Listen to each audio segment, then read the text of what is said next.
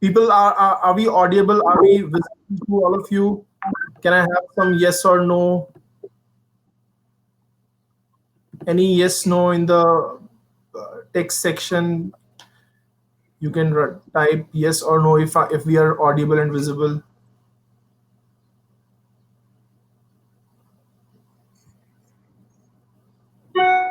Okay, great, great.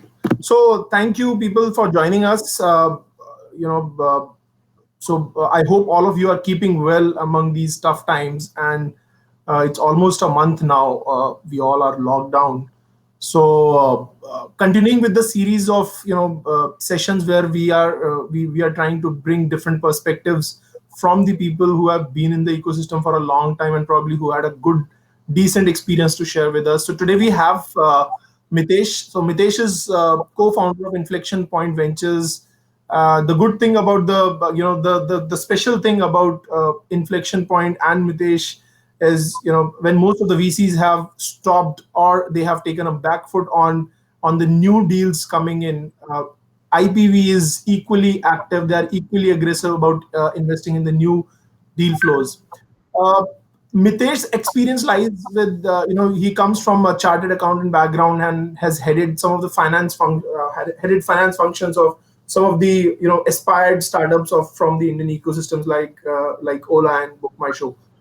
Uh, so what we expect, Mitesh, from you today is to share some of your perspectives of dealing with such adversities in your past, and how startups can approach you and IPV with what kind of considerations and all. So won't take much of time. So over to you, Mitesh. Thanks a ton, Sunil. Thanks for having me, and thanks, NASCOM. A pretty interesting initiative indeed. Hello, guys. Thanks for sparing your precious time and being part of this session. I'm sure you have a wide variety of webinars going on currently since all of us are locked down at home. I think this is the only thing which is widely prevalent right now. So yeah, pretty interesting days. But yeah, that's what I will like to start my story with. Brief background, I know Sunil introduced, but we'll start with my background because that will lead to the story that I'm going to drive today. So started my career, completed my CA in 2001, started my career with Mandana Industries Limited, a textile company. A very small company at that point of time, but company had good growth plans. So, worked with them in the finance team, drove the finance team, started with bank syndication, and then went on to take private equity route, and finally got to handle entire IPO for Mandana in 2009 when I was just about 28. So that was a great experience. And finally, Being Human happened when Mandana got the exclusive global licensee for Being Human, and that was my first stint into organized retail. And that actually gave me some sort of exposure to the modern trade when we used to deal with Flipkart, Myntra, and Jabong as sales channel for Being Human. And that got me quite intrigued. I think the way these guys used to work or look at things, the kind of terms that they used to drive with brands like us, that was an innovative way of doing business. I mean, somebody like me, who's a CA by qualification from a Gujarati family, worked in a Marwadi concern for more than 10 years, certain values are not right or wrong, but certain values are so deep imbibed in your mindset that you just can't think of another way of doing business beyond profitability, right? The whole thing today, we as CAs or businessmen sometimes are so engrossed with that one motive only of making profit that we miss the larger business picture. And that's what I think these digital startups have proved all of us wrong in last 10 years, is that there are multiple ways of looking business. And I think one of the larger objective is wealth maximization and solving a genuine problem more than profit maximization. So that was my first stint with modern trade, with digital businesses, and that got me quite interested into these businesses. So down the line, 2 years, as luck would have it, I got an opportunity to meet Bhavish, Ola founder, and was completely overwhelmed when I understood his story and understood his vision about what he intended to bring about with Ola in the way that we used to look at point-to-point transport at that point of time. Mind you, this was 2013, not as advanced as we are today. During those days, startups used to be still about Flipkart, Snapdeal, Myntra, Jabong, more of the e-commerce stuff. Ola, Uber was not prevalent at that point of time. The only real competition that we had was Meru, which was also about just calling to their call center and booking a cab. The app culture itself was not so well prevalent, at least for commerce graduates like us who were in their 30s. This was like a revolution, right? By the way, IIT students were already working on something like that, but funding was also not so common for these sort of new startups. So the concept of seed stage angel investment came in much later. Met Bhavish, he had already raised the first round through Tiger Global, and then was just going in for the second round with Matrix, the Series B, right? And that's when I joined Ola. And next 2.5 years of my career were some amazing learning. I think that was the best period of my life when it comes to my corporate career, my professional career, in terms of understanding how these digital businesses work and what exactly they intend to achieve. We always keep saying that, yaar, samajh mein nahi aata, how do these guys manage to lose so much of money, burn so much of hard-earned cash, and yet they get a higher valuation one out after the other. I think the answer lies deep within my last 7 years of experience with two of the topmost brands of India, like Ola and Book My Show.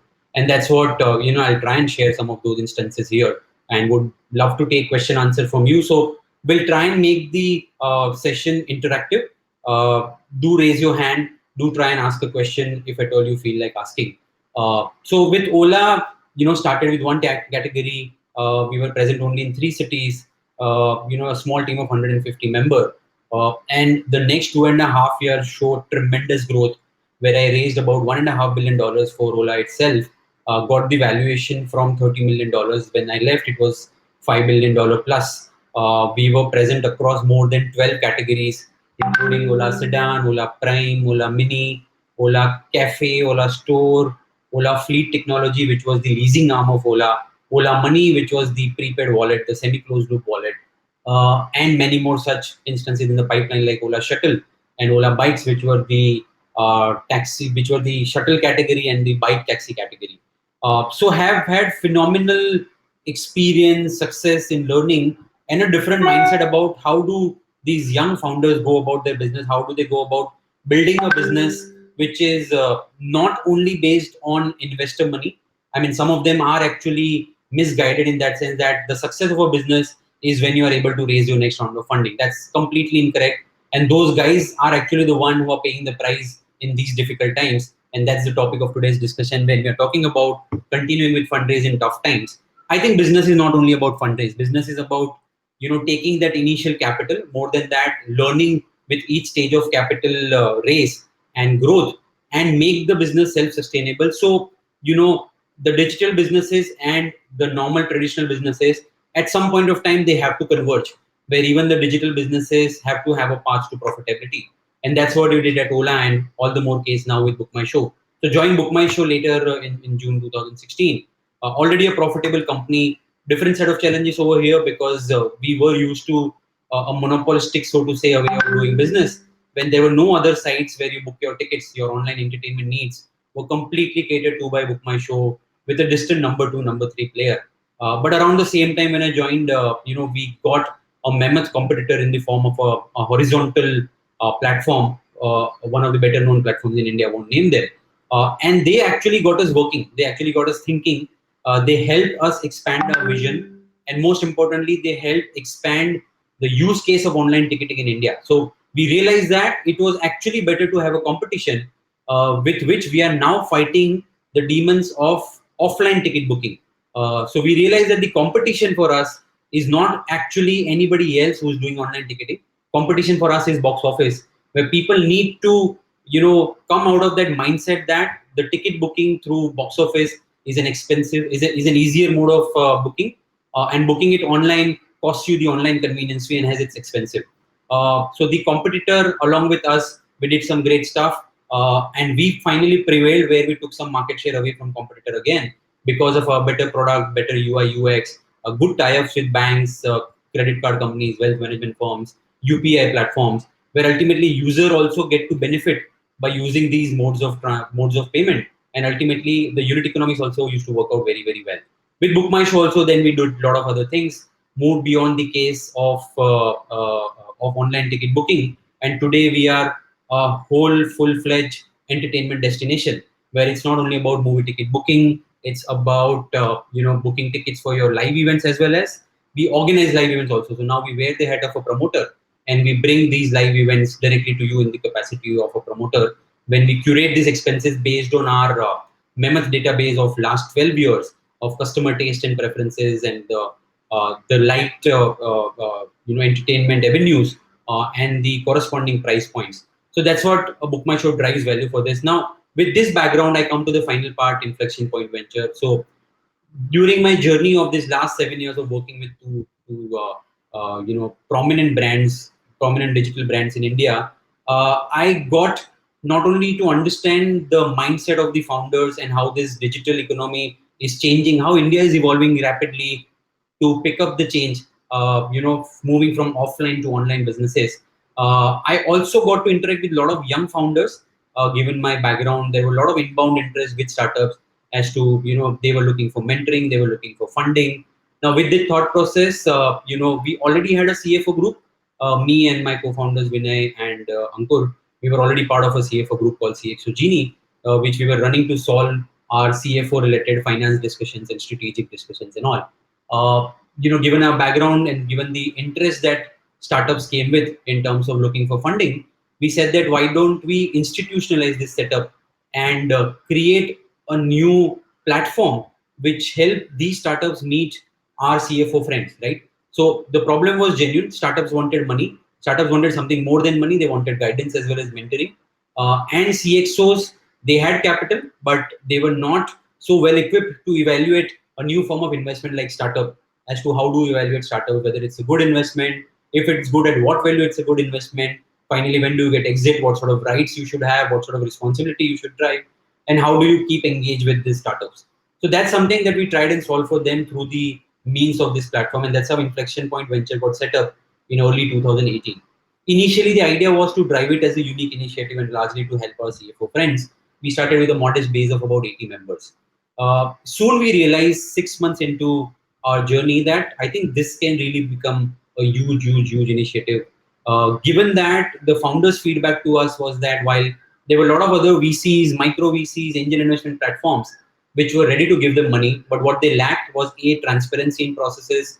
The funding round could take anywhere between 6 months to 8 months with some of these, and also this was dumb capital. While the money will come into their bank account and all, there was no real hand holding in terms of helping them with business. And I'm not talking about mentoring. I think mentoring in India is a very abused word. There are a lot of guys call themselves mentor or say that, I love to mentor startups. The real mentoring is not only about giving yarn to these startups. The real mentoring is about handholding them, taking them through the nuances of business, helping them with right connects with their clients, with their vendors, with their next round investors, with their strategic partners. And given the base that we have at Inflection Point Venture, which ultimately moved beyond only CFOs and expanded into CXOs, as well as professional angel investors and VCs and family offices themselves, we are very well poised to help the startups with something more than capital, and that is the business connect. And that's what the startups love us for. Today, after 1.5 years of serious journey, we stand with about 32 investments to our credit, with an average ticket size of about 200 to $300,000. We have deployed close to about $8 million already of investors' money, and we drive this responsibility in a very, very serious and fiduciary manner, where the processes are very stringent. There are about 1,200 plus startups that have approached us till date in last 1.5 years. But we have managed to fund only 32 of them. That itself talks about the stringent due diligence as well as curating processes that we drive, right? So that's the key, that we ultimately look at uh, curating and choosing out winners who can weather all sort of storms, be it current pandemic environment like COVID situation, which is once in a lifetime. I'm sure none of us, even our fathers, forefathers, would have seen something like this. So this is something surreal, and this is something which probably, I hope not, which probably is not going to happen again. Is this a crisis? Is this an opportunity? I think it's both.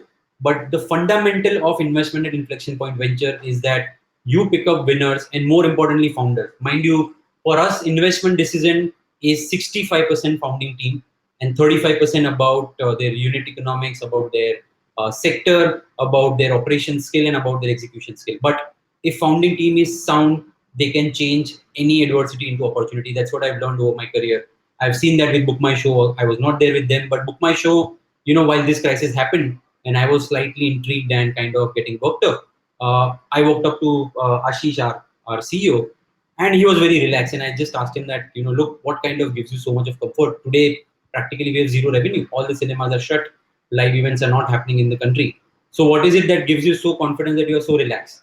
He said that, Mitesh, we have been through this. There have been situations twice in the past where government, one point of time, decided that charging convenience fee online is illegal, and hence you sell the tickets without any convenience fee. So our revenue had stopped at that point of time. Also, this I'm talking about way back in 2009, 2010, and for about 9 months the business didn't have any revenue, right? And it happened once more again where there was a small legal issue, which kind of forced us to stay without revenue for about 3-4 months.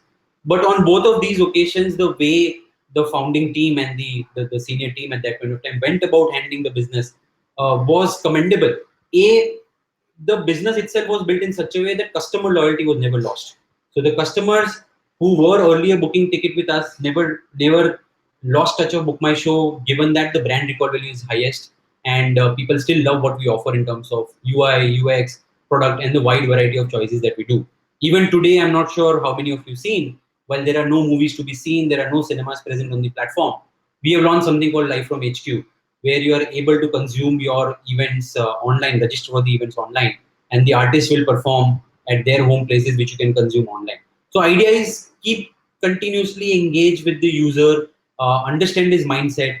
The means of entertainment will change, the modes of entertainment will change, the business cycles will change, and there will be ups and downs. But you, as a business, should always remain strong and always be customer focused. That change your business model as per the needs of the customer. Ultimately, it's not your investor, it's not your vendor. I think business needs to cater to your customer, be it internal or external. And that's the mantra with which both Book My Show and Ola have succeeded so far. So based on our learnings, me, Vinay, my co-founder, who hails from again XG, XHUL, and X Wildcraft, so worked with some really reputed names over there. And finally, in his last role, he was the operating finance partner with TPG, a turnaround specialist, where he worked with a couple of some great turnaround stories. So given our background, Ankur being an ex Citibank as well as ex Deutsche, and some of our other co-founders who are stalwarts in the finance and strategy background, I think we were very clear that Inflection Point Venture will always support the investment and the founder first. Last week we had a chat with Rajan Anandan, and one thing which he said clearly re-emphasize our vision is that once you invest into a startup, you don't have right to ask them questions. You are on their side. You have to solve their questions for them, even if you ask them, right? And that sort of a rapport you have to have with the founding team and the startup. That ultimately you are adding value to them and not just creating problems for them by asking questions and constantly worried about your investment. I think your investment will grow only when you work closely with them and help them come out of the situation. So how do we continue with fundraising in tough times?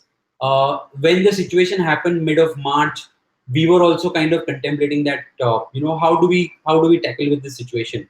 Is it the time when VCs will stop writing checks? Is it this time when early stage investment will suffer a lot? Is it this time that this is going to last for much longer, 6 months, 12 months? The entire investment cycle will stop and no new ideas will get funded and all. There were a lot of uncertainty.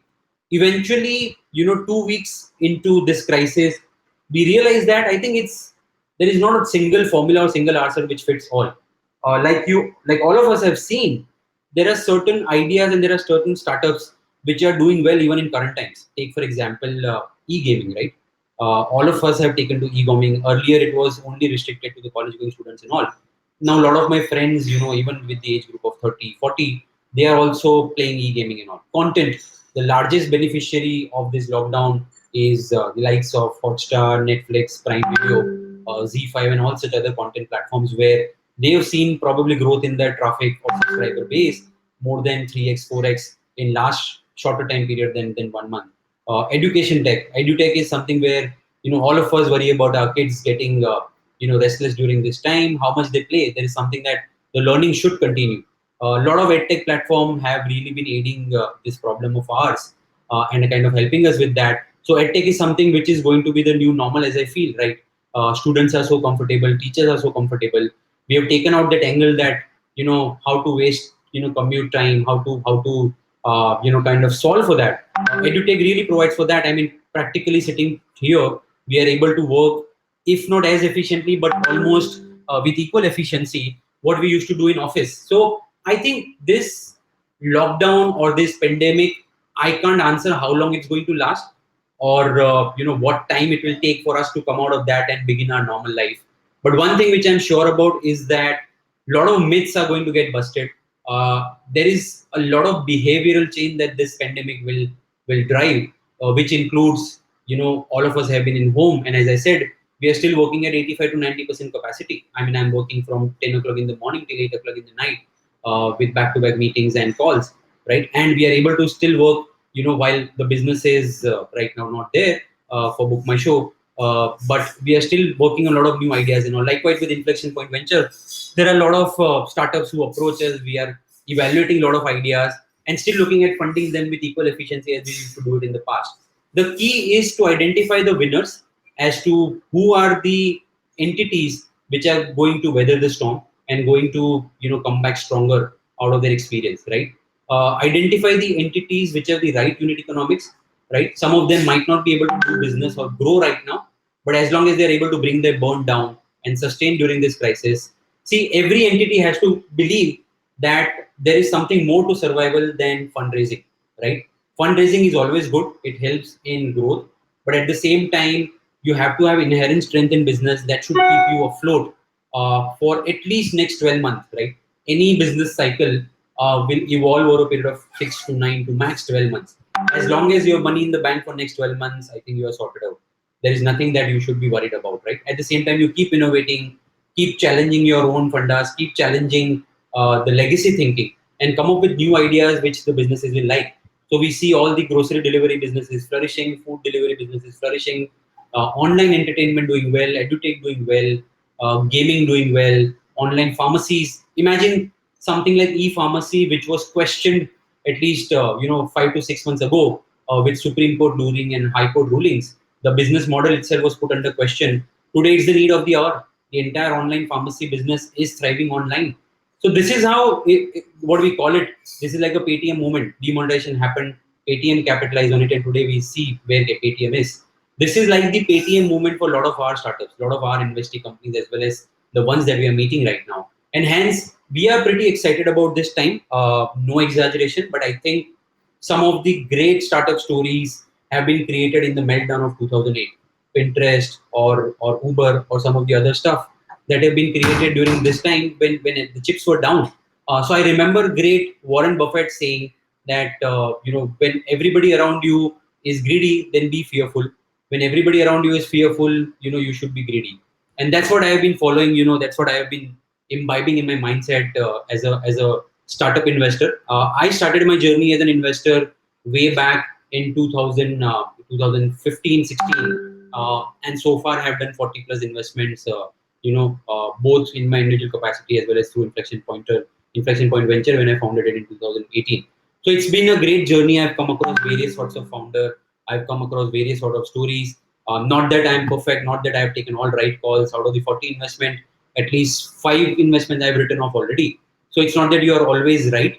But I think during these difficult times, you tend to make the right decision because you value your capital more. You tend to get into a very, very deep due diligence mode. You tend to analyze the idea a little bit more. And at the cost of sounding opportunist, I think it's a buyer's market right now. You have the flexibility to let go of many investment opportunities. And trust me, I think there are not too many investors who will be funding them right now. So you can negotiate on the valuation better. You can negotiate on the round construct better. Safeguard yourself from the other rights and responsibilities. And I think as an investor, this is a great time to invest if you are able to catch the leaders. So I think rather than getting frustrated or rather than getting too pessimistic about the situation, I believe this is the time to keep your eyes and ear open, venture out, look at newer ideas, just study the business in depth, and just understand that how relevant it is in not only in the current times, this times too shall pass. It's a matter of 3 to 6 months, as we all know, right? But the post impact of it. So the way to analyze is now, next, and beyond. Now everything is zero. Next will be how are these guys going to come back into the market. Beyond is what is most important. That beyond COVID-19, aftermath, when we are back to offices, life is trying to get back to normalcy.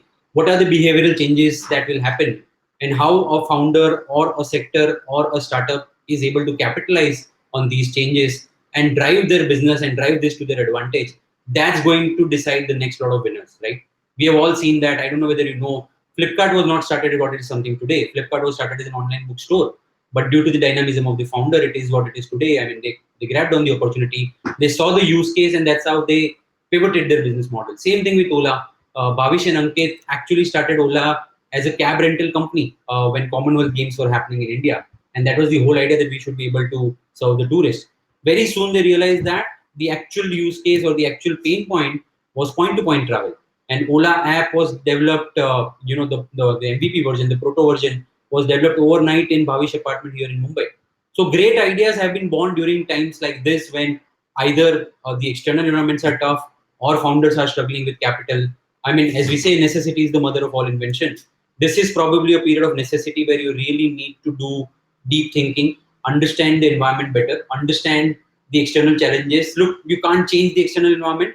What you can do is change yourself, change the way you think, change the processes, and that's where the key to success lies. And that's the thesis that we are following at Inflection Point Ventures also. No wonder out of 32 investments that we have done so far, at least 20 of them are still in a mode where they are continuing to, if not grow, but at least continuing to earn revenue. Right? They're not completely closed. Of course, a consumer brand will have to lie low during these time and all. But even for them, it's all about thinking that how are they going to bounce back when things come back to normalcy, or are there any other categories that they can create as essentials, right? So this is something which is an ongoing process. I think this current pandemic or this current crisis is a wake-up call for all those founders who continuously think about raising money and supporting their business only through capital contribution and not through the P&L strength. I think this is something which will really teach them some lesson, and those who will be able to sustain this crisis will ultimately emerge stronger and will be the next lot of winners for us. So it's up to us, it's up to platforms like us, how we help you guys. And for investors like you, I think it's very important. Some of you might be first time investors or would have done some few investments. For those, it's very important that you work in a group, you work on a platform where you get to benefit from the collective expertise of a lot of like-minded people. If I am expert in finance, or if I understand finance, not necessarily I understand digital marketing well, not necessarily I understand product and technology well.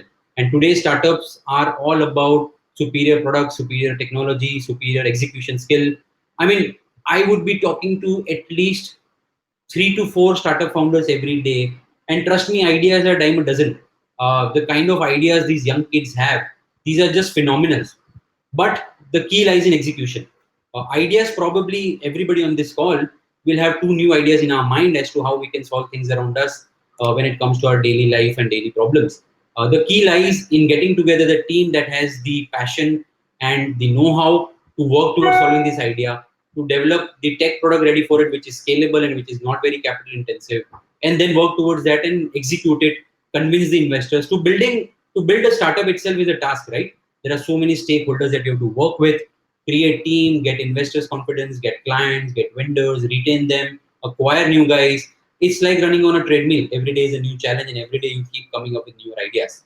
So it's only passion and it's only love about your business and thorough understanding of your own sector that's going to keep you awake and get you going, right? And get you ultimately to that point of success. So here we are again, ready to fund new ideas, ready to look at new revenues. Like I said, during these times, some very, very interesting ideas emerge, some unreal ideas. It's just that if the founding team has the capacity in them, trust them fully, give them capital, monitor them well, get them to connect with the right set of investors for the next round, right sort of partners, and success is not that difficult. At the end of the day, startup investment is a portfolio approach. You can't expect yourself to be investing into a unicorn in the first 2 or 3 investment that you make, right? I think it's a learning process. It's a self-learning process. At the same time, I think investing is important. You can't be on the fringes and just keep looking at opportunities and pass one after one, right? It's important that you yourself have skin in the game, and that's when you tend to understand things a little better. You work alongside people like us. You work on the platform, and that's where you get the learning also. So I urge you guys, these are the opportunities. Test our product, test our platform. Drive new ideas. Work with your, work with your peers. Identify next few winners, uh, and gain or share knowledge with others, and gain to benefit from our knowledge. So this is my pitch about Inflection Point Venture. This is our thesis. If there are any questions, would love to take the questions from you. I think we have a good number of questions. So, thanks for sharing your experience, Mitesh.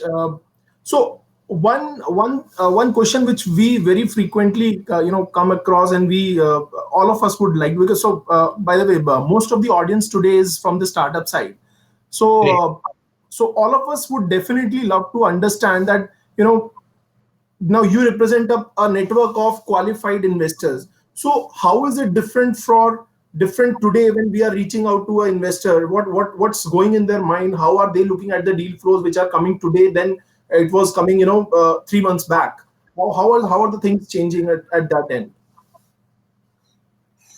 So very interesting question. I think today the deal flow comes. You have to segregate it into two parts. One, those businesses who are very very desperate for money, and these are the guys.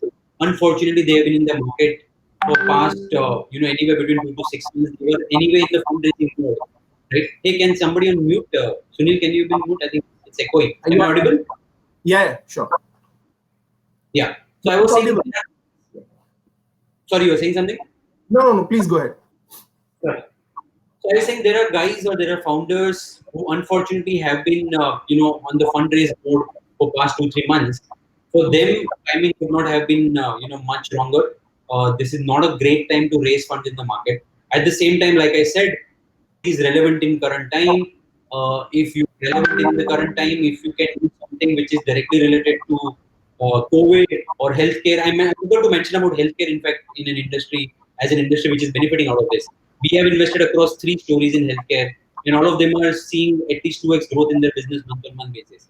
So idea is to about identify the right winners and right markets, right guys to back, and that's how you do. So to answer your question, when we talk to other investors or we ourselves look at the stories, there are guys who are coming out desperate for money, and honestly, it's not a great time to back the desperate guys unless they show the willingness or the ability to change their business model to support such environment. And then there are other guys who are the regular fund seekers who have just started their idea and who are looking for growth capital. Those we are treating them as any other normal funding opportunity. I don't think the current environment has got anything to do with that. When we are looking at newer ideas, fresher ideas, and fresher approaches, it's just that we believe that, like I said, any startup which comes has to have a vision or the ability to stay afloat for next 15 months, either through internal accruals or by cutting down their spend, or with an assumption that after 15 months they'll be able to raise money. If you're able to answer any of these three options, then you're good to go. Yeah. And how are you dealing with the valuations? Because there is a notion in the market that, if you go to the investor in current times, the valuation are definitely going to be down. So what's your take on that particular front? Again, a very subjective question. We often, we often get this question asked, is that how are valuations done, first of all? There's no science.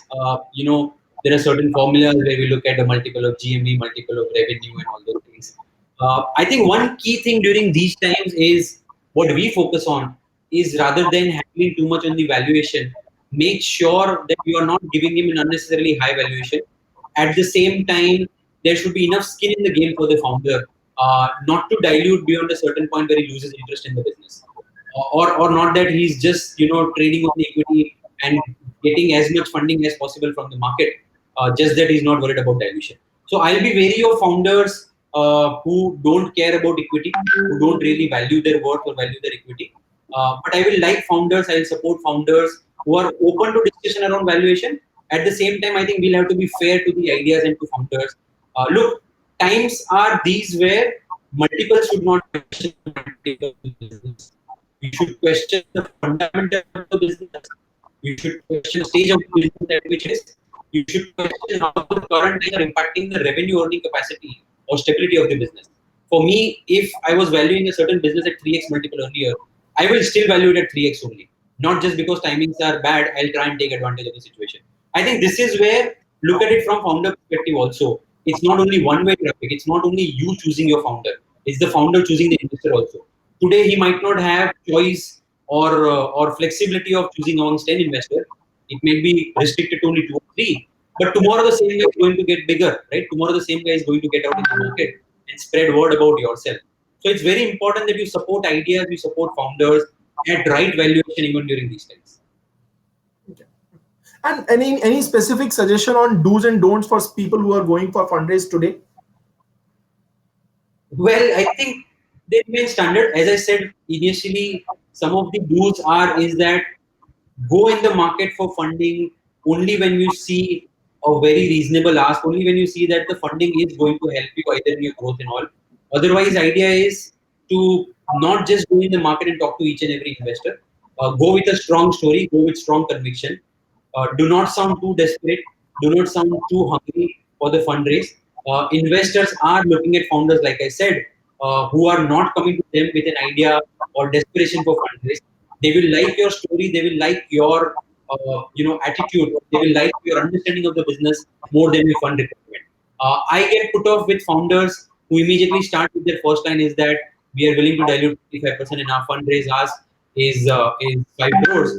I'm looking at a valuation of 20 crores. Please don't start with a valuation number. Please don't start with a fundraise number. Talk about the fundamental of the business. Talk about the need of the fund. Talk about where the money is going to get deployed. Also show your skin in the game. It's not one-way traffic again. It's not only about growing on the basis of investor money. Show that we have made changes in the business model where we have cut the flap. We have probably, try and make a leaner organization, which is not necessarily by laying off people, but by multitasking people, not hire for a certain period of time, look at additional avenues of business, focusing more on product strength, technology strength. So give the confidence to the investor that you are coming in with an overall idea rather than just with a one-sided finance fund related discussion. I think that's what is important for me when I look at fundraising or my discussion with founders. Okay. So I'll start taking some of the questions which have been raised here. So Sure. hygiene and safety are going to be a major concern going forward. It was always there, but now there will be a special focus around it. How do you see the street food sector? How do you see the evolution of the street food sector now? I think a very interesting question, and pardon me if I'm not too diplomatic to answer this, which I can't be. I think one thing which I've noticed is that we Indians have very short memory. Like today, all of us are in that mode of doomsday theory. We feel that this crisis is going to last long. We are all stuck at home. We can't think of beyond a certain environment. We can't think of life how it used to be earlier or life how it will be after post-COVID. Yes, hygiene will be important. Yes, people will be little bit more conscious about health. But are you saying that street food is going to die down? I don't think so. I think it's just about how are you going to present your thesis? How are you going to make sure that even street food you're presenting in a nice, healthy, hygienic way, which used to be my question even before COVID, right? I would not fund a guy who's setting up a thela on the roadside and then selling his story in the name of a startup. Even today, mind you, cloud kitchens are still doing well. The online food delivery platform like Swiggy and everybody is doing well. This is a genuine requirement. People like this thing. As long as you are able to serve good food, be it street side or be it a five-star hotel food, doesn't matter. So I think sometimes we get too curious about things. Sometimes we start questioning, too basic a funda. I don't think world is going to turn upside down. We still need to believe in certain ideas, ask the right question, and have belief. Yeah. And so there is a common question. A lot of people wants to understand how does IPV take the deal flow in consideration? What is the end-to-end process and the duration, and what is the evaluation thesis? How do you go about it? Oh, that's a great question. In fact, thanks for giving me that opportunity to explain our processes. Uh, so, like I said, a lot of startups approach us through our member referrals, through reaching out directly to me or my co-founders.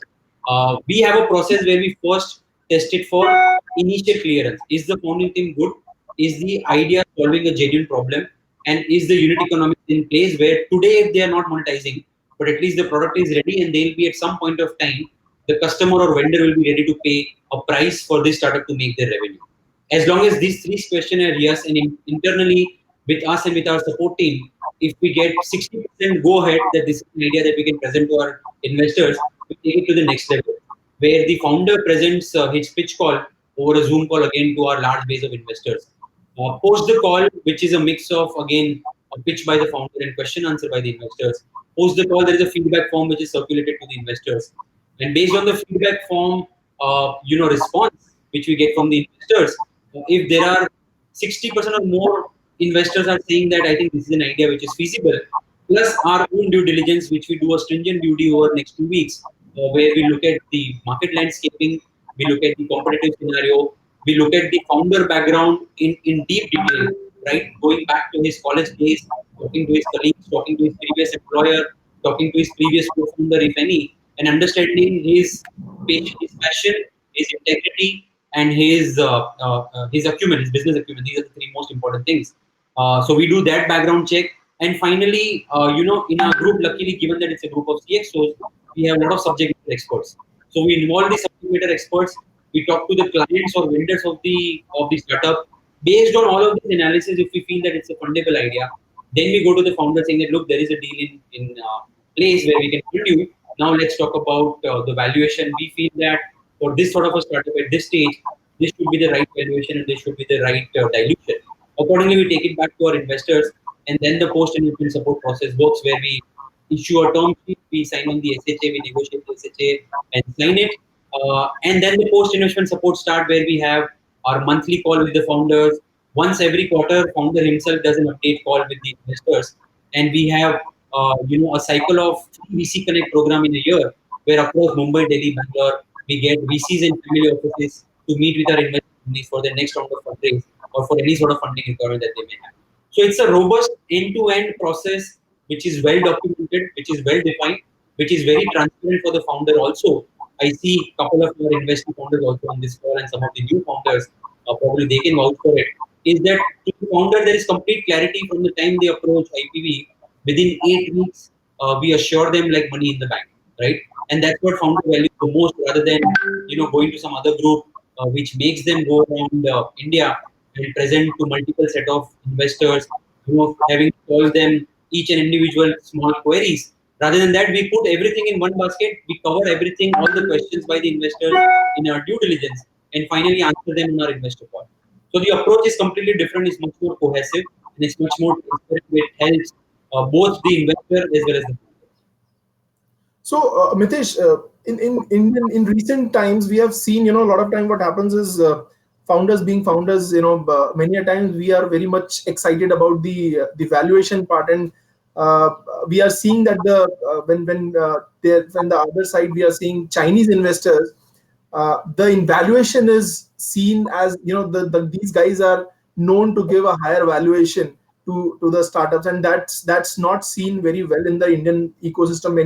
Many of the VCs don't want to fund the startups which are previously funded by the Chinese investors. So what's your take on this? How do you address this kind of situation? Uh, well, first of all, a dangerous question in the current environment when India has stopped, taking money from China. It's under approval route. But yeah, jokes apart, I don't think it's about Chinese investment or any sort of impact on the startup who have previously been paid or valued by the Chinese investors. Typically, there are 3 or 4 early stage Chinese investors which have done some good amount of deal in India. I mean, we all know about SOSV, Shunwai Capital, and Fosuns of the world, which are very aggressive in India. They have done some deal, and at late stage we have Alibaba and Tencent of the world who have done deals. So early stage, see, Chinese ecosystem is different. So is the value system different.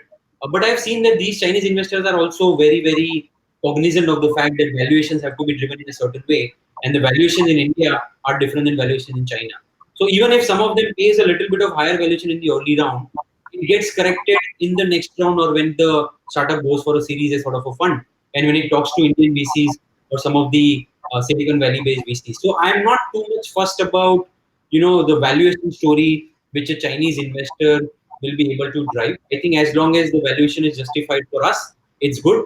If the valuation is not justified for you, that doesn't make the business wrong. I mean, if he's able to get valuation, and I would not like to name, but in India also currently we have seen some new businesses which have just been founded, not a single rupee transacted. They have been valued upwards of 50 million and 70 million dollars, right? Even before the first rupee being transacted, even before the entity being named. So, right, but that doesn't mean that I know something more than the other guys. The guys, we have to believe in one thing, that anybody who's paying money by way of equity definitely knows what he's doing, right? To raise money through equity is the most difficult thing in this world. It's easy to raise debt, but it's difficult to raise equity. So anybody who's paying the founder at this valuation also definitely must be considering something, definitely must be having some conviction in the business model in the founding team, and that's why that valuation has been decided. It's up to you. Each investor has a different appetite for high valuation.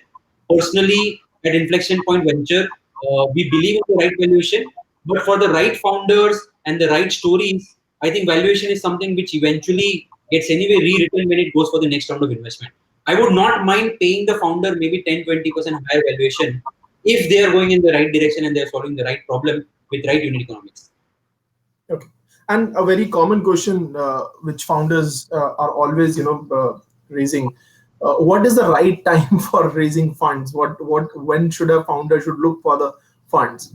What is the right stage for this? Today, so no, I think see the right stage for fundraising, like I said earlier, while answering, while through my monologue, is that there is nothing like right stage. I think it's a one thing which I really really believe is that one of the signals of right stage is when the investor wants to give you money. When you get inbound interest, when you see that investors are excited about the idea, never say no to a dialogue. Always meet the investors, always discuss about the idea. Don't just jump onto the funding discussion. Don't just jump onto the valuation discussion. But always be in discussion with the investor, understand their viewpoint, understand what's happening globally, understand how are they valuing you, understand how are they, looking at you, positively, negatively, critically, and get that feedback. Try and improve upon your business fundas, improve upon your way of executing things based on their feedback, and then the funding will happen, right? So that's one good way of looking at things when there is a lot of inbound interest. That's the right time. Another right time is when you think that the business has taken off, you are able to drive growth 20%, 25% month on month, and capital is going to give you that sort of a freedom where you can take extra risk but flip the growth rate from 25% to 40% or 50%. One very interesting thesis I'm going to share with you. I don't know how many of you have heard the theory of 40. Sunil, are you aware of theory of 40? So the No. 40 for early stage startup is that the summation of your monthly growth rate or your profitability should be 40%. So either you are in a scenario where you are growing at 40% month on month with zero profitability, or you are in a scenario where you are growing 10% month on month with 30% profitability. I'll fund that startup. It's the right Oh, stage of. okay. So you got the key to raise funds from IPV. Okay, so I have received another question from a startup which is into experience in restaurant side. So we are building a AI and AR driven community model of for our startup, and now when the concern about the sanitation and all is going to be on the higher side, do you think it's a right time for us to get into the market, because the other side is the restaurants and these public places are not going to open for a long time? What's your take? What do you want to suggest to these guys? So look, I think I can only answer in greater detail when I look at the complete model. But prima facie, don't get disheartened by the current developments. Neither you nor I nor even the government knows how long this is going to last. We have seen in China it started somewhere around November, December in Wuhan. Today they are back to office. I mean, things are not completely normal, but yet they are working. They are trying to get back to normalcy. End to end, the cycle may take 16 weeks. I mean, probably we'll be reaching our peak somewhere in mid-May, and then we may see some signs of revival happening. But if you are in the business for longer tenure, if you are solving a right problem which will still exist in the COVID area, I don't see any reason you should be worried about these sort of things, right? Go on with your development, develop a good product. In fact, this is the right time to to meet the restaurant guys, understand their pain points, take feedback from them, and improve upon your product, build that in your product roadmap, and that's how you're going to drive it, right? But just don't decide only on the basis of external environment. Things will change. Restaurants are going to be an important part of our day-to-day society and living. It's not that they are going to go away anytime soon. So go ahead with that process. Any ecosystem kind of settles for itself. If there are lesser number of restaurants, that means there will be lesser competition for you. Today, there are a large number of players in this market. Some of them may go out of the market. Some of them may get consolidated. Some of them may get acqui-hired. If you come up with a solution which is still applicable to the restaurant business or hospitality business in general, trust me, you are going to succeed. Okay. So, Mitesh, what's your take on debt capital versus equity capital in current times? See, I am personally little wary of debt capital unless your issue right now is cash flow mismatch and you're not investing debt in funding your losses. To take debt to fund your losses is nothing but, postponing the inevitable. Ultimately, debt belongs to somebody else. You have to repay that money, which means that money will either have to come from your internal accruals through the profits of the business or through equity fundraise, which might come in later, right? Debt is good for certain businesses which are working capital intensive, who are growing, but they don't want to waste the costly equity money to fund the working capital gap of 1 month, 2 month, where they're in a B2B business, the receivables come after 60 days, but they have to incur their expenses currently. For those sort of businesses, I would still recommend going for debt, but that would also be sort of a quasi debt sort of a structure. We have seen a lot of venture debt companies growing well, and these are the guys to go to. You can go to the likes of Nuven and Trifecta and others who are the right partners in this. But debt always go hand in hand with equity. You would not come across too many examples where companies have only gone for debt rounds. They usually time it along with an equity round where the perception or the messaging for the investing community is also clear that debt is taken along with equity, where the debt is going to be used for working capital and not for the growth or not for funding losses. Okay. Okay. In your opinion, what are the prominent behavioral changes you are feeling? Which you are sensing for now. Which is severely going to impact the current business scenario, especially in the mobility side, the shared mobility side. Well, I think the first and foremost, a lot of corporates, including myself as CFO of my show, we realized that around 75% of the travel was unnecessary. You really don't need to step out of office for that matter. Forget flying out of Mumbai, but you really don't need to go anywhere. I mean, today the solutions like Zoom call, Google Hangout, AirMeet, and a lot of them, I think this is as good as me being there, personally there in a venue and talking to all of you. While obviously we can't gossip and chit chat, for which you need to meet over a drink, which cannot happen overnight or over a Zoom call or AirMeet.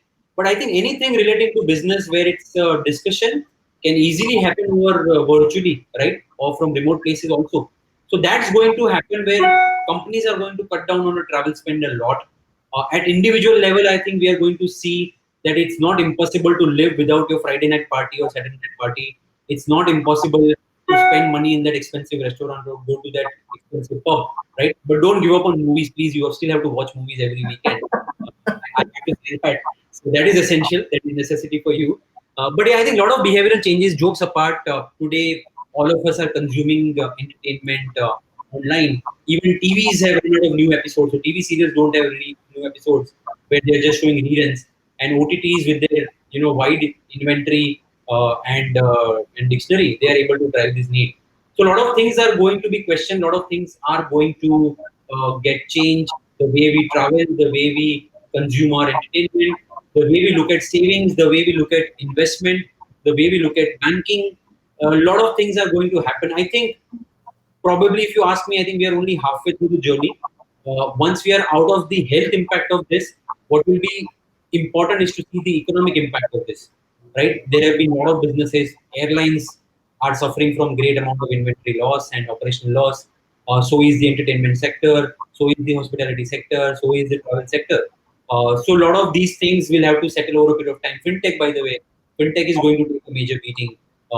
Government was kind enough to come up with a stimulus package for NBFCs, but I think economy will still need a major booster dose in form of another stimulus package, which needs to be even more solid. We have already seen disputes happening around force majeure clauses. where real estate owners or the mall developers are in fights with the occupants, the retail brands. So I think a lot of other interesting angles will emerge over a period of time. Certain sectors will benefit, certain sectors will not benefit.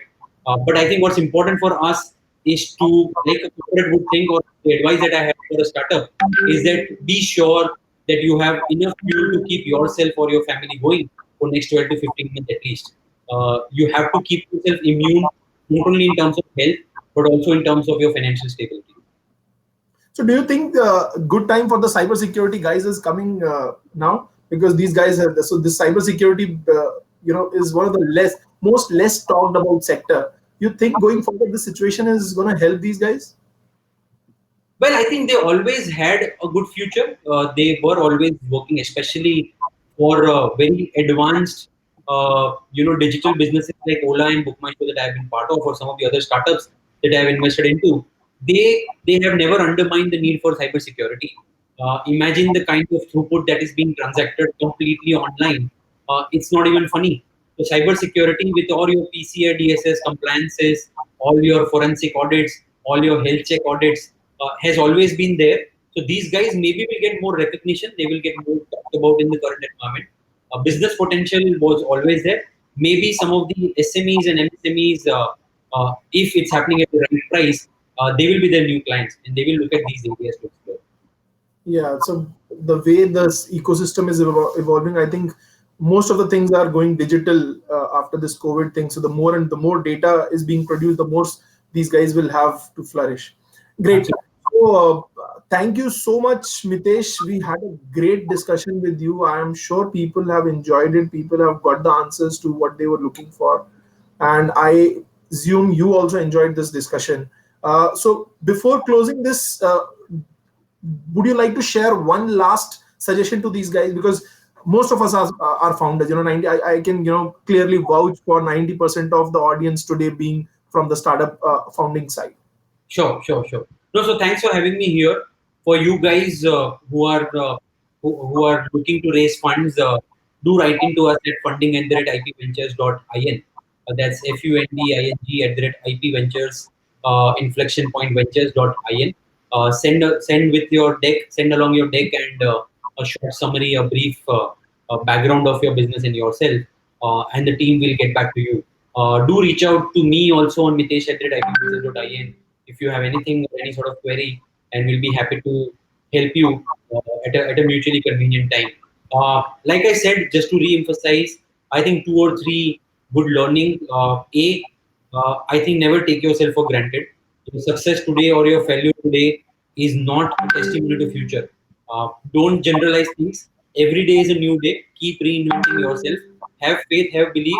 Work on excellence rather than getting funding. If the business model is good, funding will definitely follow. Trust me, all the good founders, all the top founders have heard rejection from at least top 10 or 15 VCs. I'm sure you guys would be reading something called anti-portfolio. I have my own anti-portfolio where I have given no to some of the great startups today which are now unicorns, right? So it's not the deficiency of the founder. It's not your deficiency when you are getting rejected by somebody. But take the right inputs. Always take it in the right stride and look on improving either yourself or the business. Second, I think it's okay to make mistakes. It's okay to learn from that. But probably life is too short to make all the mistakes yourself. So be sure that you learn from the mistake of others as well and take a leaf out of that. Right. And third and final thing, I think fitness is very important. Be physically fit, be mentally fit, be financially fit. Fitness is across these three domains, and these are the three pillars of fitness. That's all from my side. Do reach out to me. Great. Thank you, Mitesh. Thank you, audience. You have always been a great audience. So please stay safe. Keep continuing to keep contributing to the break the chain appeal by the government. Thank you. Thank you so much. Thank you. It was great Thanks. having you. Thanks, Bye. audience.